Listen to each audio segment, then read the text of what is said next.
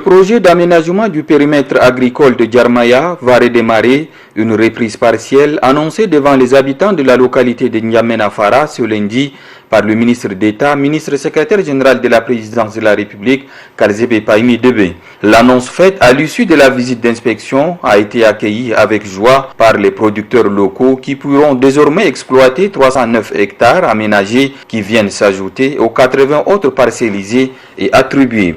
Le chef de l'État nous a mandaté, nous a instruit pour que nous puissions venir en discuter avec les différents acteurs pour essayer de dénouer ce qu'il y a comme problème pour que nous repartons sur les bons pieds. Les 309 hectares qui ne sont pas encore aménagés mais qui sont raccordés, que cela soit mis à votre disposition à partir d'aujourd'hui. Pour en arriver, il a fallu examiner les écueils point par point. Les différentes parties prenantes et le ministre d'État ont, au cours des discussions, étudié les voies devant permettre la relance du projet comme le souhaite le président de la République. Dans son processus d'exécution, le projet a connu quelques petits problèmes. Nous n'avons pas la prétention de résoudre tous ces problèmes à la fois et aujourd'hui, mais le dialogue, en tant que vertu, le dialogue est important.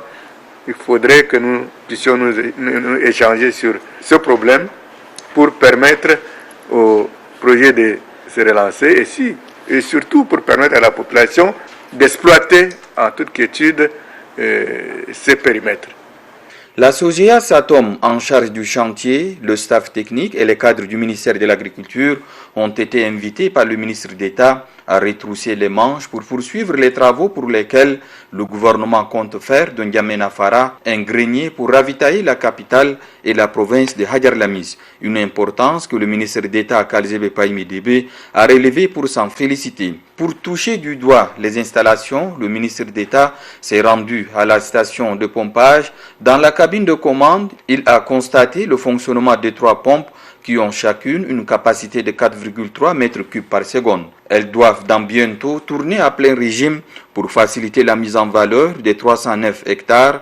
Les premiers résultats sont attendus dans 2 mois, au bout desquels le ministre d'État compte passer à nouveau, preuve de l'attention qu'accorde le gouvernement à ce projet lancé en 2012 pour un coût global de 44 milliards de francs CFA.